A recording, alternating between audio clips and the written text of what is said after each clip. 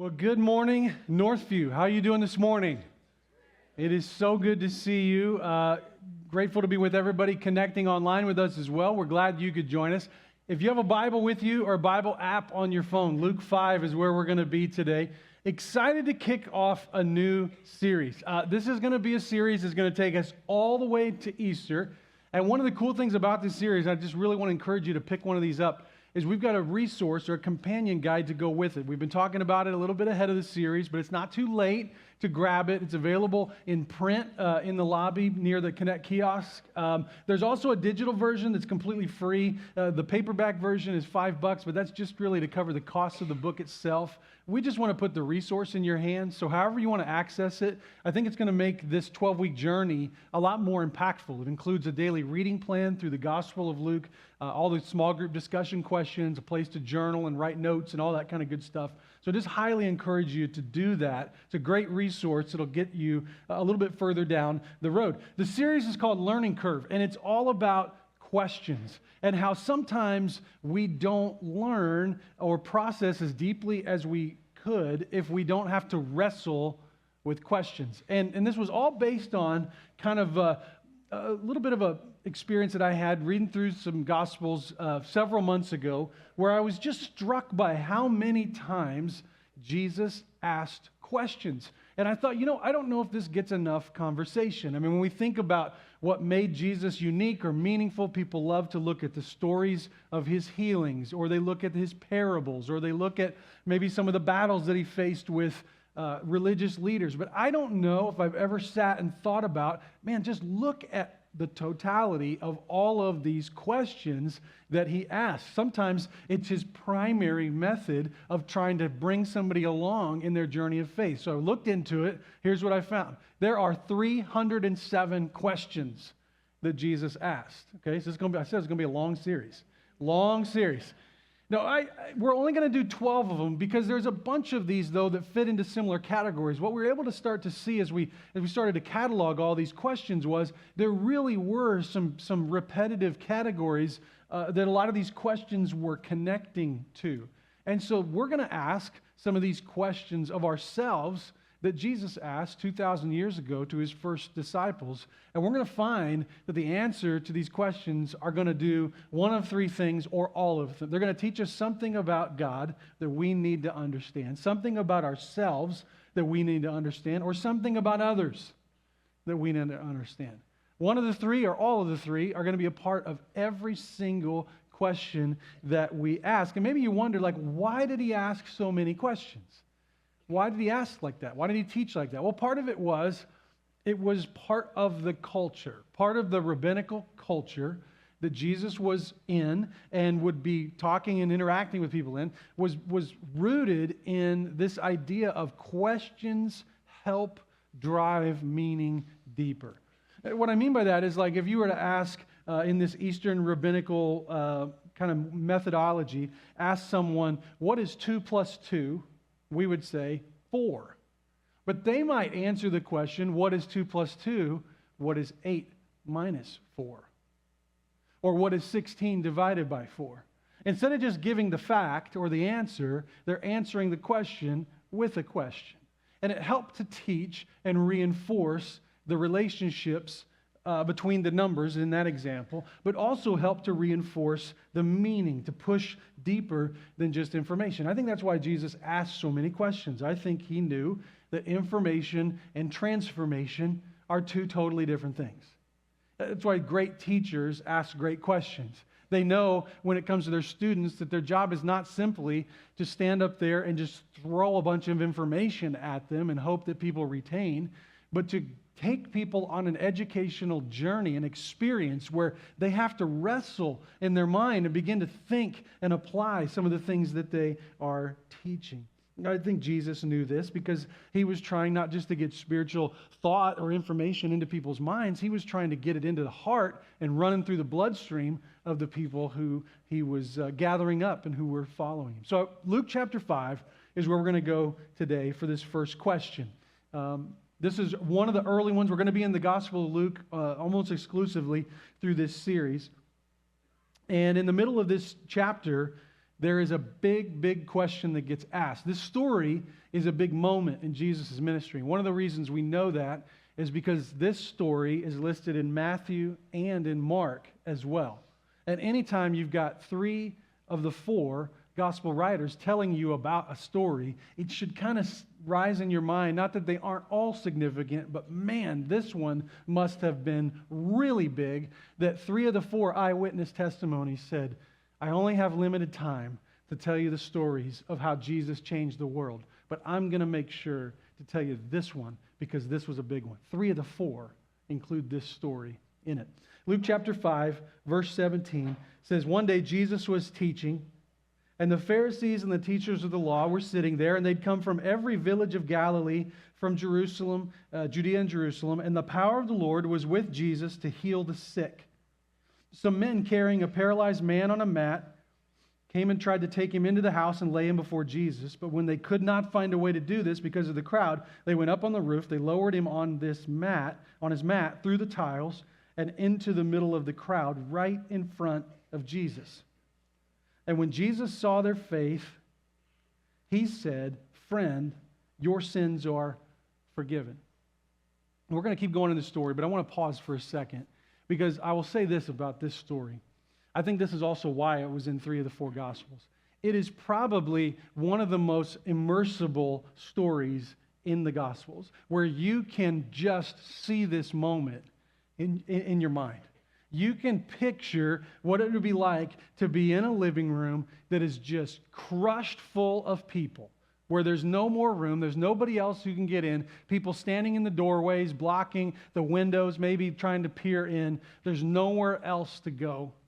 And these first century homes often were built with a flat roof, like a kind of a thatch roof, kind of mud and straw and stuff caked together. It would serve as a deck that you could sit up on. Often these houses would even have stairs that you could walk right up the stairs on top of these houses and have kind of a deck to hang out on. These guys decide, since we can't get into the room, we're going to just find our way through the roof to get down. And they just start tearing it off. It's something that could be replaced later, but probably no one that day thought this is going to happen. But as they do, the dirt starts falling. And again, you can just kind of put yourself in this story and imagine what it would be like to be in a house that's dark, that starts to get lit up as the sky starts to get illuminated. As the dust and the dirt is kind of crumbling down on your head, you can probably imagine what the sight lines and people the dust that's flying around. And also just the fact that it all just continues to its fullest completion. No one ever stops it from happening. That's always been fascinating to me. Neither Jesus nor anyone in the room went, okay, stop. We get it. You're serious. You're determined. All right, let them in, guys. Let them in. None of that happens. So he lowers this guy. There's these 4 friends lower this man down right into the middle of the room. And Jesus' first words after seeing him, he sees their faith, he says, your sins are forgiven. Now, first off, I don't think that's what everybody thought was going to be Jesus' first words. Secondly, these words were big words. You might not see it that way when you read them, but these were big words because there was an authority that was being claimed by saying something along the lines of, your sins are forgiven. And at this point in the journey, Jesus has not said anything like this before. This is a line in the sand. This is kind of a point of no return. There will be some things after this moment that will never be the same for Jesus because he will put himself at odds with the religious leaders. He will not be their friend after today because they will see him as someone who is a blasphemer, someone who's claiming to be God but surely isn't. In fact, anybody should be thought of as that if they can't back up what they're saying. So Jesus is going to go on a little bit further to prove his authority. Verse 21. The Pharisees and the teachers of the law began thinking to themselves, who is this fellow and who speaks blasphemy? Who can forgive sins but God alone? Jesus knew what they were thinking, and he asked, why are you thinking these things in your heart? And now here comes the question that we're going to zero in on. Which is easier to say, your sins are forgiven, or to say, get up and walk. But I want you to know that the Son of Man has authority on earth to forgive sins. So he said to the paralyzed man, I tell you, get up, take your mat, and go home. And immediately he stood up in front of them, took what he had been lying on, went home praising God. And everybody was amazed and gave praise to God. They were filled with awe, and they said, we have seen remarkable things today. I love this story for so many reasons.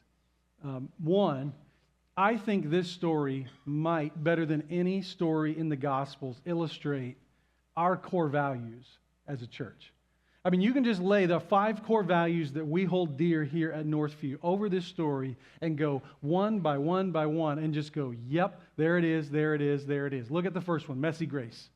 What a great story of messy grace. Just a messy moment. It's awkward. It's an interruption that nobody was counting on. There's dirt flying everywhere, dust and debris falling down. But here it is, doesn't matter. All the rubble on the floor in the awkward interruption. Here's Jesus ready to meet somebody right where they are and give grace to them in that moment.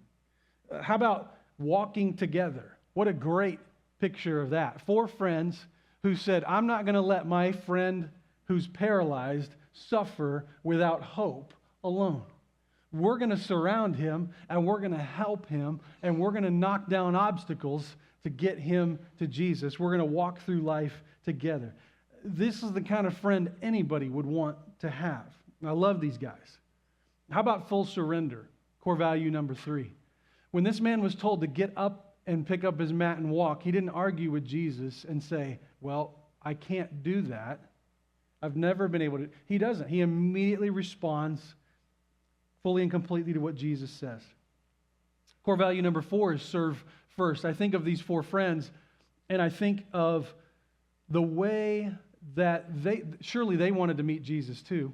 Surely they had things or conversation that they would like to have with Jesus, maybe some things that were weighing on their heart or issues that they would like dealt with too, but they put their friends' needs in front of theirs.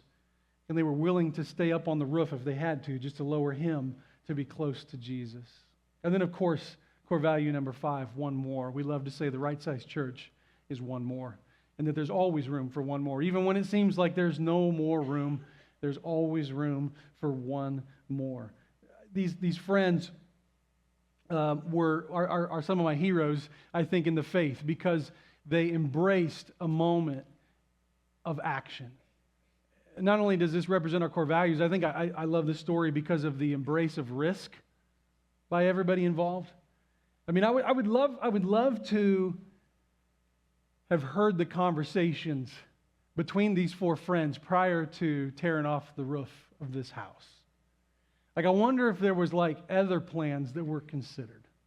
I wonder if this was the first thought, or if this was like after we worked through a series of ideas. Like maybe they said, what if we just run in and yell fire? Will everybody split? Or what if we take Jimmy? I don't know why I call the paralyzed man Jimmy. I just call him Jimmy. What if we take Jimmy and we make it look like he's got leprosy, and we put it all over his body, and we start running in with him saying, unclean, unclean, and everybody will get out of the way? Maybe after eliminating a few other ideas, someone spoke up and said, what if we just tear a hole in the roof and drop him right in front of Jesus? He'll have to do something at that point. I mean, you can just see 4 knuckleheads having this conversation, can't you? You can see 4 guys who maybe even if the door was already open, they would just say, hey, you know what would be fun? Let's just tear the roof off. Let's just lower him down through the roof. I don't know that we get all that detail from the biblical account, but my mind loves to go there because I understand the risks that are involved. I understand the risks that are involved, and they're taking risks. And the reality of risk in life and love is this, is that you can't love without risk.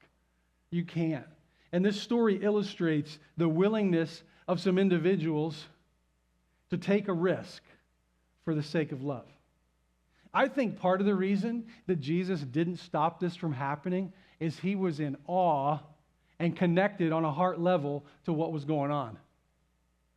What I mean is like as this guy was coming down through the roof, and everybody else was gasping in horror at what was happening, Jesus is looking up in the sky going, my people. These are my people. These are my kind of guys. Because what had he just done? He had just tore the roof off of earth to come from heaven to earth. I mean, he was there risking himself in this moment. And what I told you before, the moment he declared himself to have the authority to forgive sin, he just picked a fight that would ultimately put him on a cross. And he knew it. He knew it. He knew not that it wasn't just the four friends that were taking a risk in this moment. He knew that he was taking a risk in this moment. And that by saying what he said and doing what he was about to do, that he would ensure that he would end up on a cross. But just like these friends took the risk because of love, and the hole in the roof was the proof of the depth of his love, so would the hole in that tomb be the proof of the love that Jesus came to demonstrate. I love this picture because of the risks that were taken. I love it because of the breakthrough moment, the moment where the opening was wide enough that this guy could be lowered through, the moment where something moved from talk to action. I think life, a lot of times, especially in the spiritual realm, we are good at talking about breakthrough. We're not always good about the steps required for breakthrough and following through and committing and just putting ourselves out there and going, I'm doing it. I'm gonna take that step. I'm gonna do it. But for these guys, there came a point where there was no more talking about it. There was going to be action. And I love it that this is a picture of the breakthrough, where a breakthrough is when an obstacle becomes an opening, where the roof which had once held out their friend now became the very place or the opening that was used to get him closer to Jesus. In some ways you might go, well, there's nothing supernatural about ripping a hole in a roof, and I would have to agree, but it opened up the door for something powerful to happen. And it seems like that for you and I, often on our part, God's always wanting to do something in our lives, but sometimes there's not a desire or a willingness by us or those around us to get dirty and to have a little rubble on the floor so that God can do something amazing. There's a cost associated with these moments, and that's why sometimes it doesn't happen. You know, a perfectly good roof was tore open. I think as a church, this is one of the thought processes that we as a leadership talk about sometimes. We'll even use the term wreck the roof. And it's tied to this very story. The idea is that sometimes as a church, in order to reach more people, you have to do things to tear stuff up that's functioning fine or that isn't even broken yet, but you do it so that you can make an adjustment to reach one more person. Behind every project, behind every next step is always a little bit of rubble and a little bit of dust on the ground from something that needed to be removed so that that opening could be created. So that people who are paralyzed, maybe not paralyzed physically, but maybe in their marriage or in their career or in their relationships with their family, people who are living day after day in a repetitive cycle without hope, looking for answers that only Jesus can bring. I love this picture of the breakthrough, of the moment where the barrier was removed and hope was connected in a very tangible way to somebody. And I love the promise that it holds for you and I to experience some of those same things with Jesus. But I think above all, the point of the story is found surrounding the answer to the question that Jesus asked. Because the real heartbeat of this story, and maybe why it's the most valuable, one of the most valuable stories in all the Gospels, is it is such a good picture of life's burdens being lifted by the power and the authority of Jesus. The nature of the question that Jesus asked is designed to get to the power and the authority that he holds. He asks it this way: which is easier? To tell a man his sins are forgiven, or to tell a man, get up and walk? So which is easier? Which is easier? I think for you and I, the answer would be they're both impossible. So how do you rank two impossibilities? What power do you and I have to be able to snap our fingers and either A, absolve people of sin, or B, heal completely, fully, and totally? With God, is one any harder than the other? Did one require one level of strength, the other a level that would be beyond that? The question invites us into a little bit of a mental wrestling match. It also invites us into the question in our mind of how would we know that someone had the authority or the power to do either one? And this is where it starts to open up, because what Jesus is ultimately leading to is that the deeper, greater difficulty would be to say to someone, your sins are forgiven. But how would you ever know? How would you ever know that sin had to be forgiven? How could you prove it? You wouldn't know. Now, if you said to somebody, rise up and walk, who'd been formerly paralyzed, you would know. You would be able to physically, tangibly go, I saw it with my own eyes. He proved it. He demonstrated it. He did it. What Jesus is doing is he is asserting authority in both realms. He's saying, I have the authority to forgive sin, but I'm going to prove to you that I have the authority to forgive sin by doing something else that only a God could do, but that you could see with your eyes actually happening. I will raise this man up from the mat and give him the ability to walk on 2 feet. He wants people to know who he is. And so he performs a miracle in the physical, visible realm in order to demonstrate his authority to forgive sins in the invisible, spiritual realm. The physical healing is the proof of his spiritual authority. I think you could say that the man and his friends got more than they bargained for that day. And that's such a beautiful picture of life with Jesus. It's more than you bargained for. There's more there than what you think is there. There's more depth to his involvement in your life and his connection to all facets of it. In fact, I love the way the verse kind of wraps up in verse 26, where it says, everyone was amazed and gave praise to God. They were filled with awe, and they said, we've seen remarkable things today.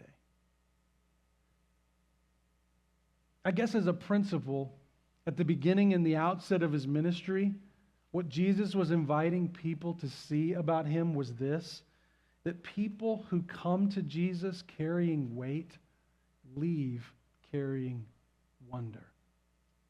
You bring him that which has burdened you, you bring him that which is weighing you down, you bring him that which is broken, that which has no hope, that which is unresolvable, and you bring that weight and you lay it at his feet.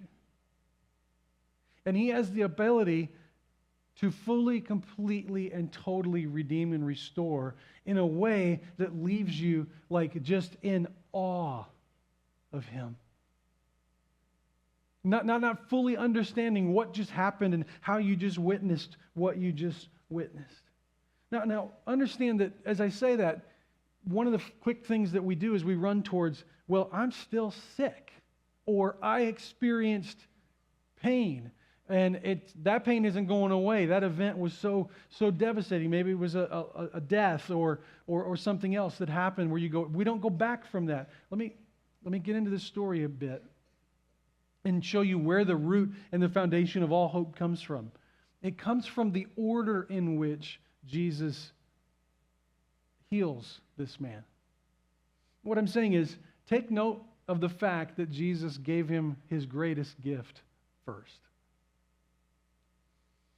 He said, your greatest need, son, is that spiritually you and I are separated because of your sin and your rebellion. And I know your world may be consumed right now with your physical paralysis, but your biggest need is spiritual in nature. This was a story that was designed in part to invite Jesus' followers to realize, and a question that was asked in part to invite you and I to recognize that we often elevate life in this here and now and in this physical world above the spiritual realm. And we rank and we live with a priority focus like it's more valuable. And Jesus is saying, no, I gave you his best gift first, forgiveness of sin. Then he moves into the physical gift, the felt need. The first gift gives me different perspective on the second gift. It helps me to realize that this man later in life would have other things happen to him, where physical pain or difficulty, ultimately death, would come into his life. But he got his greatest need covered first, not last. That's why I think Matthew, Mark, and Luke, as they look back on this story, and specifically this question, came to realize that at the beginning of Jesus' ministry, as much as he was asking a question, when he said, which is easier, to tell a man his sins are forgiven or to get up and walk, as much as he was asking the question, he was answering a question. He was answering the questions about his identity and our relationship with him. The first one was this, the question of risk. He was answering the question in that moment. Yes, I will take a risk for you. The question of obstacle. Yes, I have the power to overcome it. Whether physical or spiritual, my arm is strong enough to reach down into your world and into your situation and make it all right. I have the power to save, and I will prove it in a way like someone rising up from the mat, doing something they were never able to do. I will similarly show you the depth of my love, the power, and my ability to save by my death, burial, and resurrection. I'll show you my love, I will show you my power, and I will give you undeniable proof that I am who I say I am, and I can do what I say I can do. I love how this question invites you and I into a moment of response. I love how, on the one hand, we're reminded of this reality that our first and primary need is a spiritual one. And to have Jesus say to you, your sins are forgiven, those are words everyone needs to hear. And everyone can hear if they come to Jesus like this paralytic came, with absolutely nothing to offer. Broken, humbled, desperate. Not trying to earn anything, not trying to impress, not even caring about anybody else in that moment, but aware of his need in light of someone who could heal him. When you come to Jesus in that same heart, in that same posture, like he said to that man, he will say to you, your sins are forgiven. If you'd like to ask Jesus to forgive you of your sin, if you'd like to start that relationship with him like the paralytic did today, as we sing this next song, I invite you to come to the back and meet with me. I'd love to pray with you and help you take that next step. If you've taken that step, may you be reminded from a response standpoint of the perspective of these four friends who lived their life ready to wreck roofs, ready to do whatever it took to get people closer to Jesus. May that inspire you in your life, in your workplace, in your home, in your families, to do whatever it takes to remove obstacles and to help people take their next step with Jesus. That's a real opportunity that's out in front of you on a daily basis, and may you commit to it with ever more passion and joy. I'm going to invite you to stand with me if you would and just join me in a word of prayer.